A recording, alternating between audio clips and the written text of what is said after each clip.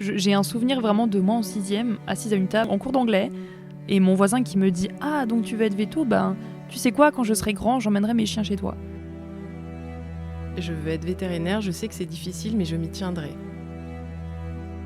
Quand j'étais petite, alors je sais pas quel âge exactement, mais je pense autour de 10 ans, j'aimais les animaux, j'aimais la nature, alors moi je voulais faire naturaliste, comme Nicolas Hulot. Il y avait un petit côté Martine ouvre sa clinique vétérinaire, quoi. Le but ultime, ça a toujours été d'être vétérinaire. Je me suis dit ça quand j'étais toute petite, je veux être vétérinaire, et puis j'ai foncé là-dedans sans réfléchir après, voilà.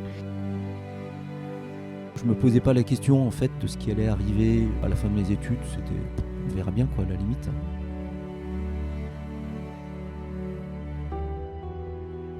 Ça fait partie des grandes plaies du métier, hein. On est quand même l'une des professions où il y a le plus fort taux de suicide. Pourquoi moi j'ai choisi ce métier ?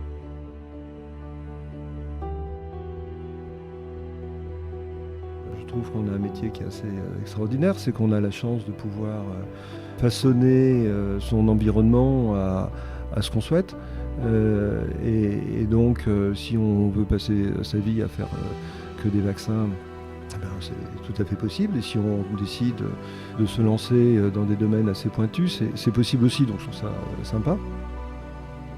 J'ai pas envie qu'on me dise qu'il vaut mieux que j'achète mes médicaments à tel laboratoire. J'ai pas envie qu'on me dise que je peux pas faire de remise à tel client. J'ai pas envie qu'on me dise quoi faire. Moi, j'ai fait ce métier pour pas avoir quelqu'un au-dessus de moi. C'est important pour moi. Ça m'a changé de ma vie de véto quand même. La parentalité, ça te change forcément. Et du coup, on a aussi décidé que c'était à ça que ça nous servait d'être patronne. C'était à adapter notre temps de travail.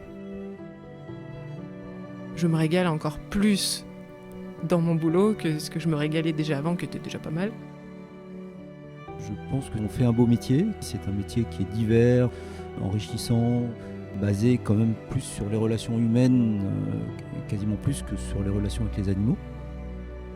C'est le numéro 1, la communication client. Je fais quand même assez souvent des câlins aux gens. Et typiquement, je n'ai jamais eu l'intention de faire médecine parce que le travail des humains, je me suis dit, quelle horreur. Et en fait, je me rends compte à l'usage que la raison qui fait que je suis épanouie dans mon métier, c'est en réalité parce que j'aime les humains. Putain, mais quel métier de con, hein. Le soir, je peux être plus irascible dans l'attente d'un éventuel coup de fil et même de l'être pas mal quand le téléphone sonne pour de bon. Voilà. Clairement, j'étais stressée. Sinon, quand même, j'ai 2 neurones. En sortant de l'école, on n'est quand même pas opérationnel. La première consulte, c'était vraiment un pic de stress énorme. C'est-à-dire que j'ai mes mains qui tremblaient pendant que je préparais le vaccin. Et vous, quand vous débutez, vous faites des erreurs parce que vous débutez. Et nous, quand on débute pas, on fait des erreurs parce qu'on débute pas et qu'on a trop la confiance. Donc, et que tiens, on a déjà vu un cas comme ça. Et on oublie que les vraies infos scientifiques, c'est pas tiens, ça ressemble à un cas que j'ai vu. C'est quand même refaire son diagnostic différentiel. Donc, on va tous en faire, on va tous se tromper. Je veux dire, ça m'arrive d'injecter le mauvais truc. On se calme, quoi. Être un bon soignant, c'est être un équilibriste entre l'art et la technique.